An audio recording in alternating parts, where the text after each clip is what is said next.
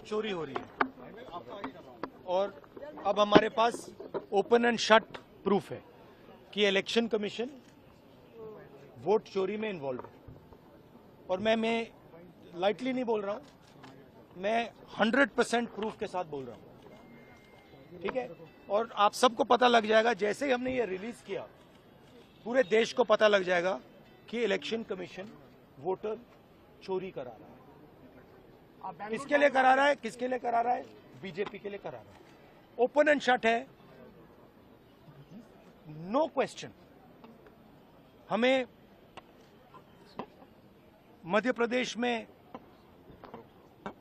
Suspicion था, लोकसभा में suspicion था, महाराष्ट्र में वो थोड़ा आगे गया, स्टेट लेवल पे हमें लगा कि यहां पे चोरी हुई है। वोटर एडिशन हुआ था, 1 करोड़ वोटर्स ऐड हुए थे। फिर हम थोड़ा डिटेल में गए, हमने कहा देखो अब इलेक्शन कमीशन तो मदद नहीं कर रहा है, तो थोड़ी ग्रैन्युलैरिटी में जाना है, गहराई में जाना है।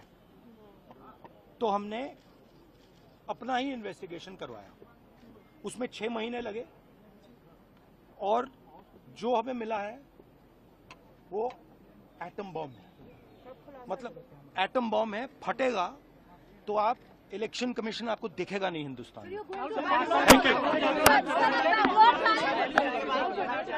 अच्छा, एक और बात जो सबसे जरूरी बात है, और मैं ये बड़ी सीरियसली बोल रहा हूं, जो भी ये काम कर रहे हैं, ठीक है, इलेक्शन कमीशन में जो भी ये काम कर रहे हैं, right from the top to the bottom, आप एक बात याद रखिए, आपको हम छोड़ेंगे नहीं।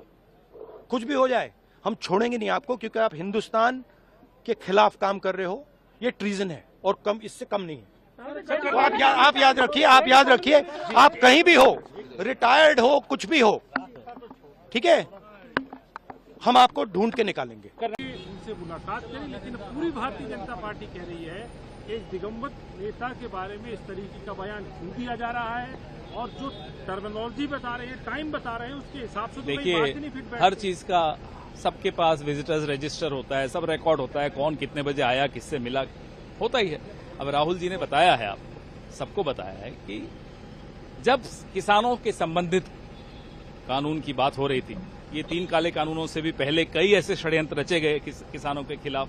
भूमि अधिग्रहण था एक, फिर एपीएमसी का मॉडल बिल था, जिस पर ये लोग बड़े परेशान थे कि भाई होना चाहिए, हम विरोध कर रहे थे।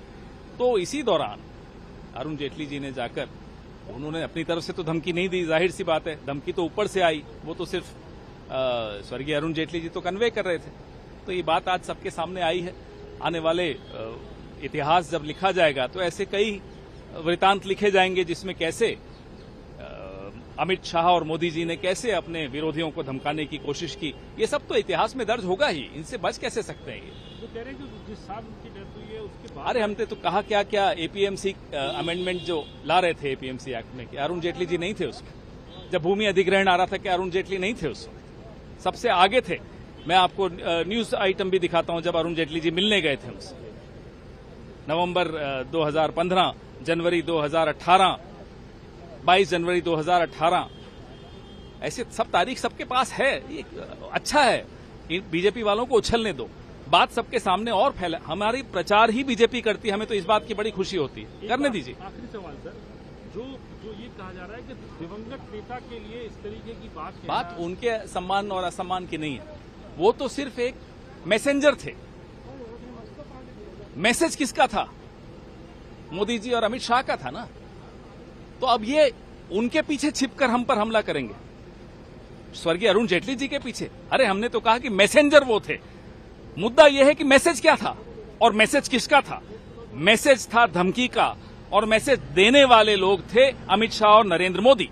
एसआईआर के इशू पे अब आप क्या कहेंगे? कल राहुल जी ने जो बाल स्टेटमेंट दिया कि एक बड़ा एटम बॉम्ब है, इतनी जानकारी आने दीजिए ना, अभी 2-4 दिन रुकिए ना। इलेक्शन कमीशन ने तो ये कह दिया कि सारी, अरे इलेक्शन कमीशन छोड़िए ना, कठपुतलियों की क्या बात करनी। जो कठपुतलियों को नचा रहे हैं हम तो उसकी बात करते हैं।